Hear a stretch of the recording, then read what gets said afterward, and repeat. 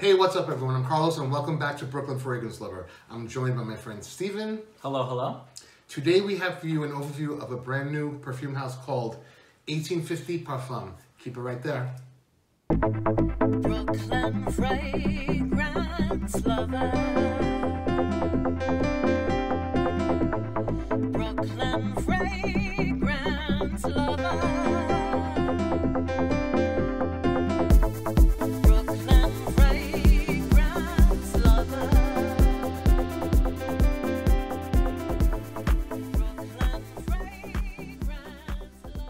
So the brand 1850 Parfums was founded by Michael James, who is the creative director. Masam Raza is the perfumer who did these creations for Michael's brand. They had a launch event in California, Beverly Hills Perfumery, in Beverly Hills, of course, and Steve and I were fortunate enough to be guests at that event. It was a lot of fun. We met a lot of subscribers. We met a lot of fellow reviewers. We met new friends. It was really just a really positive, fun, and really special night.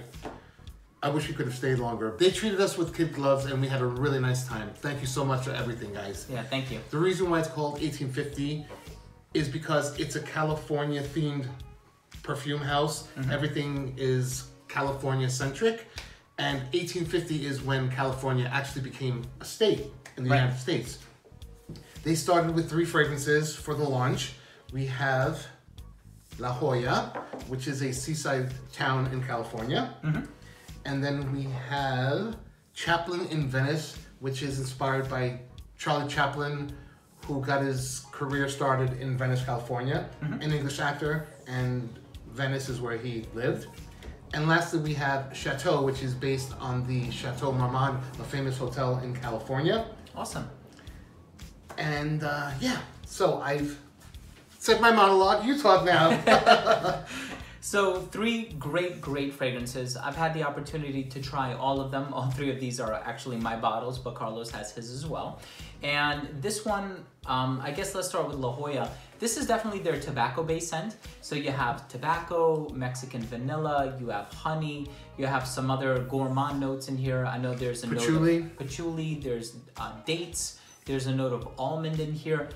Really nice scent. Kind of reminds me of Pure Havana a little bit. Yes, it's in that family for sure. Definitely in that family, a little bit sweeter, and it has an almond nuance to it that Pure Havana does not have. So it's definitely on the gourmand side. I love this one, but don't underestimate the presence of the tobacco.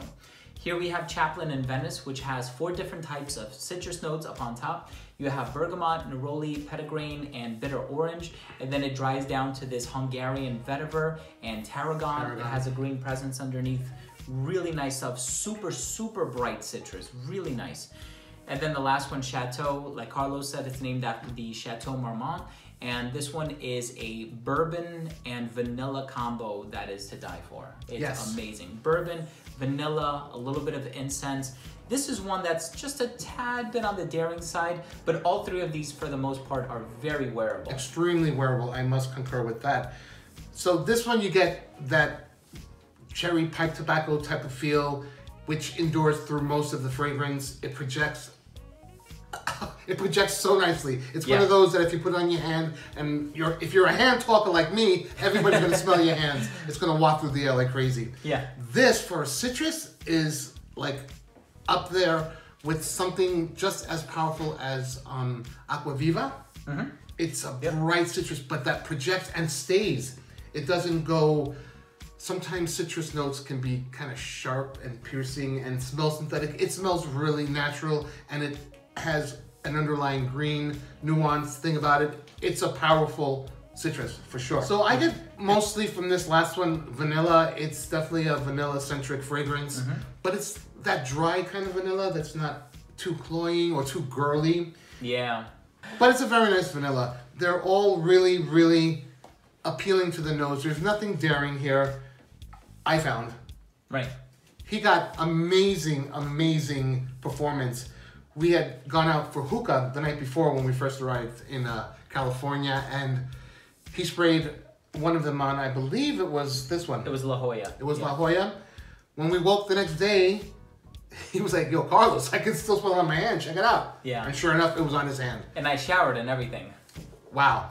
The crazy part is that what you just said about this one, I actually feel in regards to this one, Chaplin in Venice. In terms of? Chaplin in Venice, it was really loud. Okay. And for a citrus-based fragrance, it lingers for a while. Now, unlike other citrus-based fragrances like maybe Xerjoff Neo or even Aquaviva like you mentioned earlier, the citrus is very bright like those fragrances, but it has this green earthiness underneath it all. Yes. And it just carries forth with it a very gentlemanly aura, kind of like a mature vibe, but not in a dated way. So I don't want to turn people off. It's a really well put together scent. Yeah, don't say that. They'll think it's only for old men. No, it's totally not. Trust me, when you smell the citrus, it is very loud and robust, and it's very realistic. I love what they did with the presentation.